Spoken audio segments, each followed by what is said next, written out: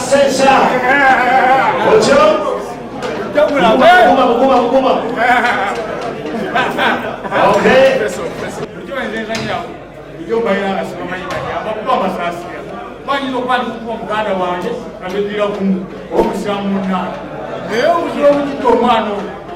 Omubuko sebufu mmanya erinnya genda kumukuba ng'akuba atali mu muganda wange atali naabo kika kyange atali musiraamu genda kumukuba enkuba nga mbi nnyo bulijjo bano beezanyawo bulijjo bakuba mbasaasi ate ne mbawamu naye ate olwo bwe mmanyi mujje ku lunaku lwa 26 abejjero sensa abaana bankolawo buli kumi nga nzimalako naye ng'atakkiriza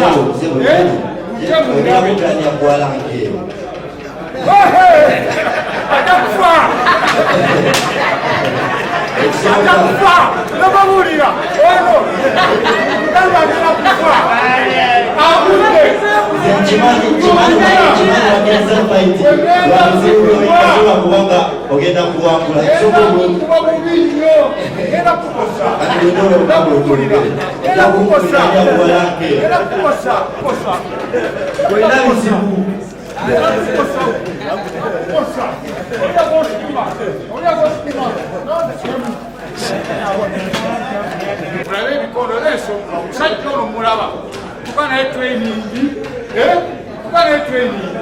bakooki agenda obasiŋŋaana nga bafiiringata kati obuzibu obuli asiikanye omutawaana akajenoseso nabawaana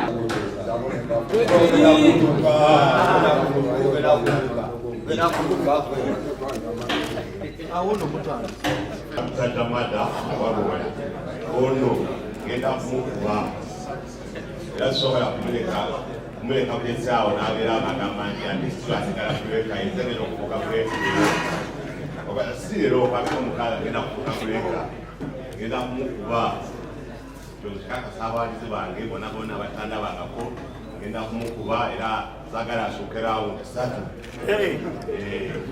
sebo tebagala balabiraoyabona amanya enyo bulijjo neebuuza erinnya njogo nalijjawo anakitegedde jjo zali mpaka wakati w'omusoga n'omusungu ng'omusoga agamba nje ng'omusungu agamba go nje go nenzijjawo erinnya bakijjange tebajjawo erinnya ndifuuka njego n'omusajja genda kunyonyola genda mujjamu ebigambo kuolo abyogere n'erinnya lyange alyatule bulungi nti nje go okitegeera kuleka mponinga n'abantu abayita bakuleka eyo nja balumba ndi musajja wakisa janse enkuba enkonde kuza benkubyeko nkuba ebiruma amakuba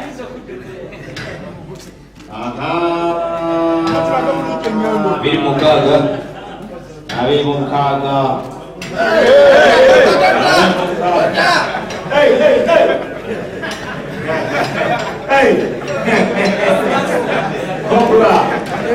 Cobra.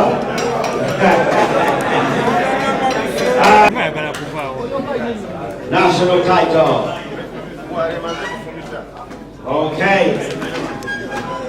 Face off. Sure fire. Sembera.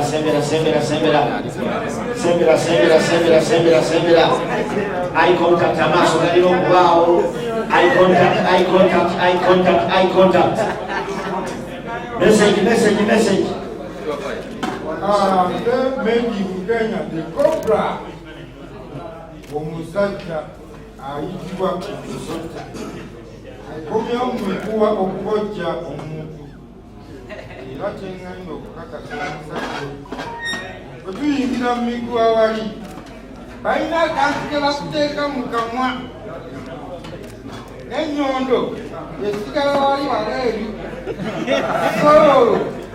awo ekiba kiddako mikono gyegikulu. Young man, I'm ready. Let's go.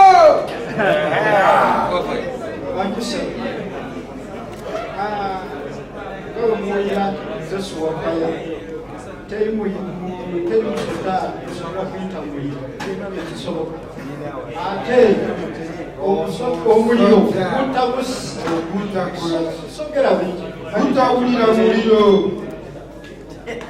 Manager akaliro yasimu kumanya okukawe okuba yakoleza mukoleza okutawulira muliro Olunaku lwali Mukaga mu Kenya tugenda kulikula timing. Tugenda kufumita bufumisi mubi ngeri na tugenda tetwagala wekwase mu naku simanyi walwande simanyi wakoze twagala miko kunako ebisigadde bomani nkakasa nakuza mwezi nga 26 kyamu nga tolwadde nga tokoze eki kufumita mubi zove ogende. Okay. Face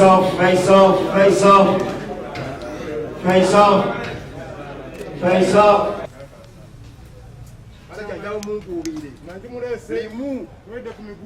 Wala nkute nenjobe jamu kubire pancheja ajaka kasaba kitukusibye shuwa fire owayo ono gwe musibye ente ontusibye mu lwanyo w'ekitiibwa nakuza mwezi nga 26 finayo fight ya musipi tuzanya Bukenya nga bwemanyi nti ebiseera byaffe bisinga tubimalira mu mizannyo musajja ono nga agenda kuzanya musipi so tumusibye lwansonga olwawudde nti agenda kuzanya musipi n'atabuka era na Guna kadalinga nsoro n'olwekyo singa tetumusiba mwana tutinda muyisa so ennaku z'omwezi nga 26 tugenda kuzanya musipi erugogofu abaana bali panda kyovula musajja ono tumusibye emiguwa lwa nsonga eyisebo naye emiguwa gimumalayo kanga ndaba yenna awakatidde ow'ekitiibwa nga bwe tulaba basajja basatu abamusobola ate mulingi agenda kubeera n'omu kyovula eniyo nsoro nekobula egambye omubojja basobola okubyogera nti agenda mubojja naye ligi egenda kulamula kyobola balinaku z'omwezi nga 26 abawagizi basuwa faya mwenna tubayise mujje abatiimu lipanda mwenna Uganda yonna tubayise mujje muwagire suwa faya owaayo suwa faya ennyondo nanti yo tekkirizibwa mulingi gwe weeyogerere zino si manda zo anti obukambwe bwendi nfaanana ennyondo naye ng'ate nze kyendi ndi muliro kyova olaba nze ate bankoleza bukoleza oyo manager olunkoleza ninga kibiriiti natandika okukola kyayagala omusajja osuubira mukuba ennyondo mmeka okukivaamu rawundi esooka yokka emumala emu yokka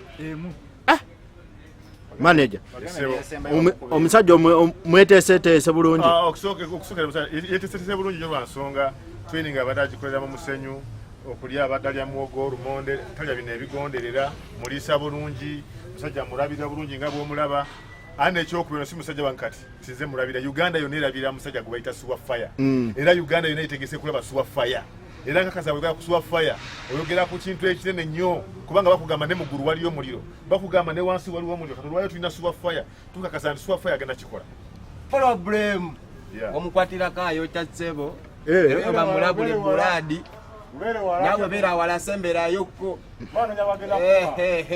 anonya munonyi Otya sekazana omuzindaalo face off message Mr.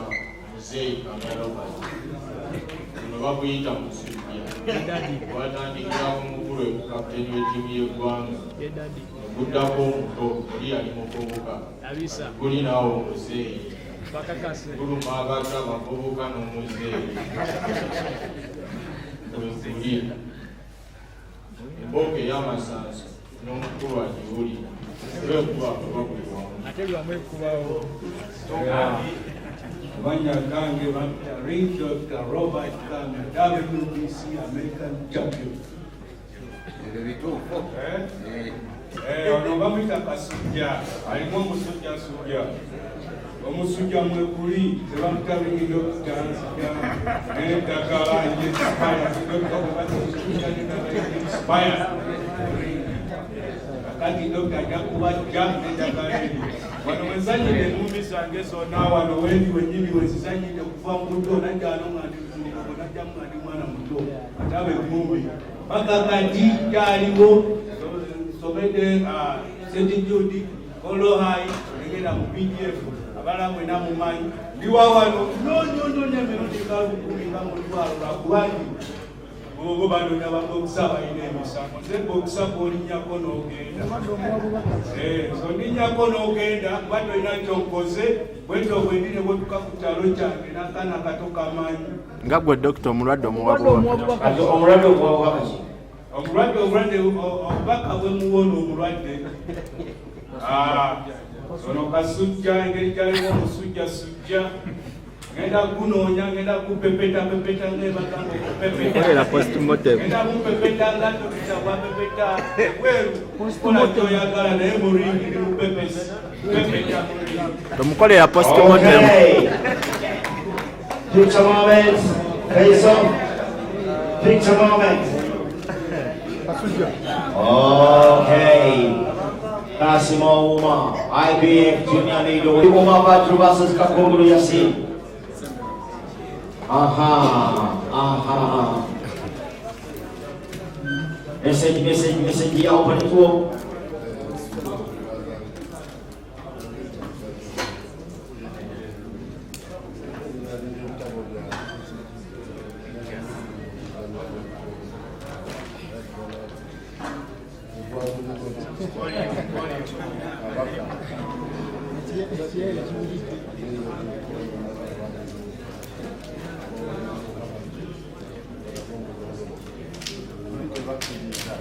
Teacher, ina message yo. Olinde okuyiga. Obiga. Bwagambi. Nze ngendo okumuyigisa. Ekirungi twafuna kyabazinga aliyo. Ekisokera irala amena gange bandi kasirika kungulu. Muzeeyi wange bamweta badi kakungulu. Muzeeyi kisazi yafa. Naye mbadde neebuuza erinnya lya muzeeyi lyagenda wa. Kumbe ono era erinnya lya muzeeyi wange nagireta n'alikweka. Naye nga kisaawa zino 2:6 erinnya lya muzeeyi wange ngenda nalyo ngenda liwa omwana wange owulidde Tukamani, simanyi wayise teacher, nze musomesa mubasomesa. Ogenda kulaba ekirungi babuuze. Buuza Sawulo kirakukola. Agenda kubuulira. Buuza Mududa. Mubuuze. Ogenda kulaba ekirungi mu birungi. Owulidde taata? Ako kyogamba muno.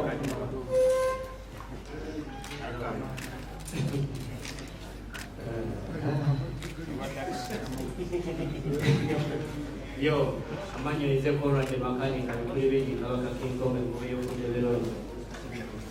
Anki bembili zibili kitowa nega. Kozi ya kube kuchanya kawanga. Zipanda teka zangu kwale kaganga isaga ya zikomo na imela kwa buganga. Kwena kungambu. Awebe mesaya. Yo, wani sedi jokonde makani kengo yo kudebero. Bana mwale sewa hivi. Konde zioja kaomba makani. Nenda kuwa waya katisi yone panje. Yes sir. Sio na pasa kuongea kingi tulikuwa sana kwa kufunga katika nakashike ngela kaza mkidemo. Wao namba. Mshege kana kuta msana mtidira. Sio telephone ndio kwa imani bro. Picture moment. Make some noise for Conrad Seriange, King Kong versus the ring. A lot has been said. If you get going naye mu wiki tono nnyo ebigambo bijja kuba biweddewo and the ring shall speak. Ako kyogamba munene munaabeko kyakugamba.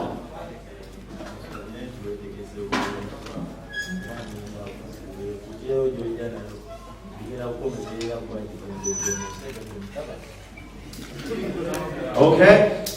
Manirola kulokukulabula muganda wange nokotyogira batine kibira kyoyigiramu waliwo akiyigiramu oli mu kibira ky'omusajja kyoyagala okuyigiramu ngenda kukuba ne kawempe ogitekakebe ngenda kukuba manirola ngenda kuyigiriza kibayita ebikonde ngenda kugunda ngenda kukuba okakaseeko okola omanyi wakiri ezinga nga tena kigenda kwetikka ensonga lwaki ngenda kukuba kuba ojja kikunoonyezaako ojja kimanyi ngenda kukuba omanyi waki kugulukumutasibankalu ensonga alikogera kutegeerako ngenda kutega kutiro girabeeto ogenda okunjira agenda kukuba musensere kuza right kuza left weba olina okwebaka nkuwulira ku lunaku ogera kubasigere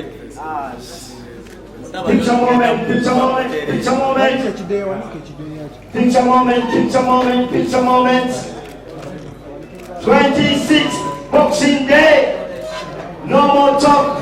The ring shut up. Kubanga kuchayiko nebawo mu Uganda teri promoter yali ateeseteese events nga ziteekateeka. Era twebaza Mukama Katonda nti events zaffe esatu ezasooka za breaking attendance records. Era ne tubasuubiza nti December 26 tugenda kubaleetera Kassimu Ouma. Tewaliwo Munnayuganda yali amulabyeko ng'alwana professionally wano mu ggwanga erya Uganda. Era gwe mulundi okugenda okuba nga kukoze eki nga kusooka. Kassimu Ouma legend tiyafuuka world champion. Naye story ye tebadde nyangu. Ng'alina emyaka 6 okubayisaamu mu bwangu. Kassimu Ouma ng'alina emyaka 6 yawambibwa n'atwalibwa okulwana n'abayeekera. Gwe teebereza olina omwana ewaka oba omwana wa neighbor myaka 6 n'atandika okuba emmundu. Eyo story ya Kassimu Ouma. Naye yasobola okuyingira ebikonde ku trip ye yasooka ku military games n'agenda mu America teyadda. Okuva olwo yafuuka world champion. Nga abamu ku basajja baakubaganye nabo ye Triple G. Triple G nga mwagala omutegeera abadde yakalwana ne Canelo. Canelo is considered one of the best boxers in the whole world ever. Naye Kassimu Ouma yamukola ki? Yamulwanako n'abalala bangi nnyo. So tulina omukisa, Bannayuganda tulina omukisa, tuwada opportunity tulabe for the very first time a legend, someone who's become a world champion. We don't only bring him here kulwana, naye twagala alage, amotivating, inspiring ne baboxers abalala. Twagala okuyigiriza Bannayuganda nti actually boxing si muzannyo gw'abayaayi. Boxer mu ddakiika 36 asobola okuaninga more than billions of shillings n'okusinga basubiru mu just eddakiika 36. So bwe twogera ku event eyo egenda okubaawo tuze tubeera ne events okusookera ddala ku Field Pomondi twagijuza MTN Arena tubadde ne events 2. Kati twalowooza Bannayuganda bonna okubaawa omukisa okulaba fight eno ennungi ne legend Kassimu Ouma tubaleete wano mu cricket oval. Era ku Boxing Day nga 26 Kassimu Ouma tugenda kubeera naye wano ku cricket oval. Si fight yokka eriwo naye fight si zonna za Kasameme.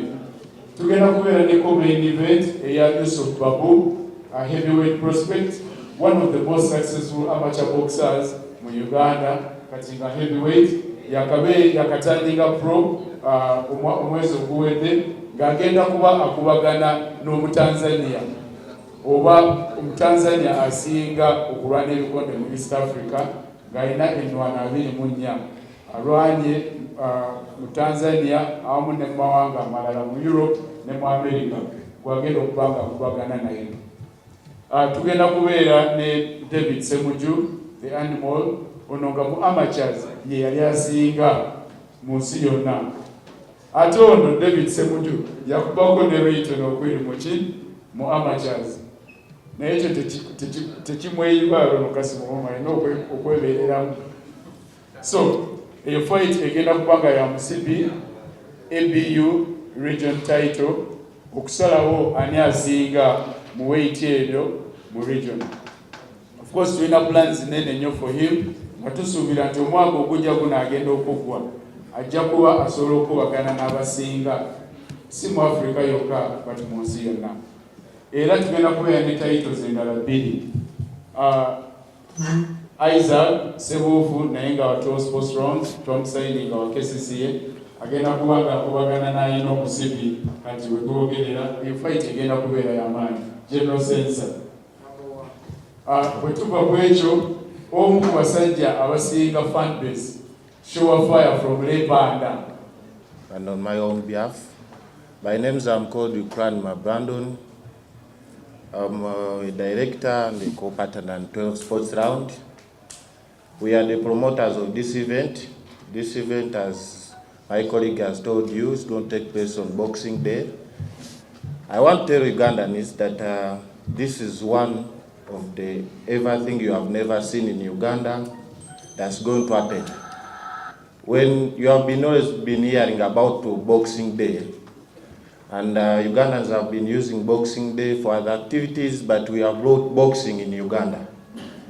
And on that day, it's not only boxing, we shall have an entertainment by two of your most champions in Uganda in the music industry.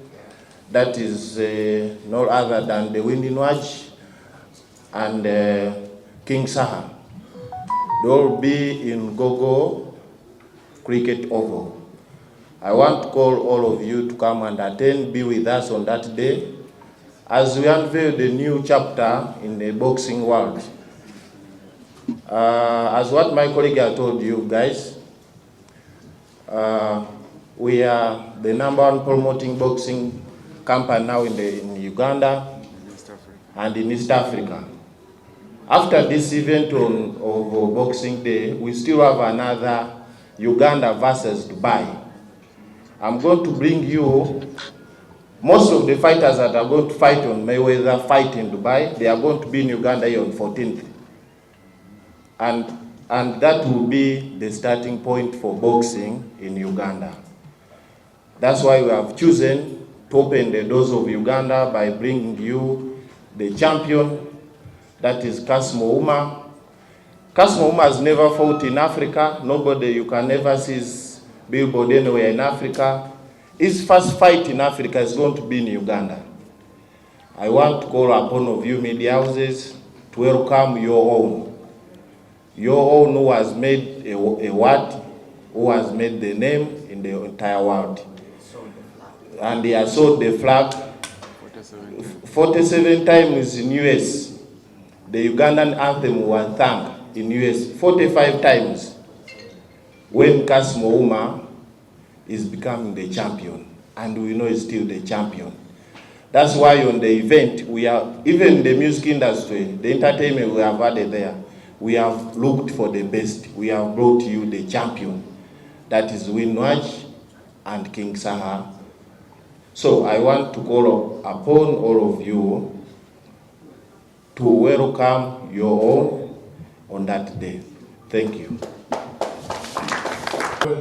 The ordinary ticket, which was the most important ticket, will be going for 20,000 shillings. Then we'll have the ringside tickets, which are 2 million shillings if you want to be very close to the ring. Then VVIP will be 1 million shillings, and then VIP ticket will be 50,000. Okay, Oluganda? Together, tickets ezili ordinary kuba ez'omuntu wa bulijjo esookerwako ate singa ddala okubeera enkulu ejja kubeera ku mitwalo 2. Then wayagala okutuula kumpi n'eringi ddala ng'omusaayi gukusamukira nako oba entuula, tiketi egenda kubeera ya $2,000,000. Then egiddirira eya VVIP oba giyite emmeeza egenda kubeera ya kakadde kamu. Then VIP ejja kubeera ya $5,000. Thank you very much.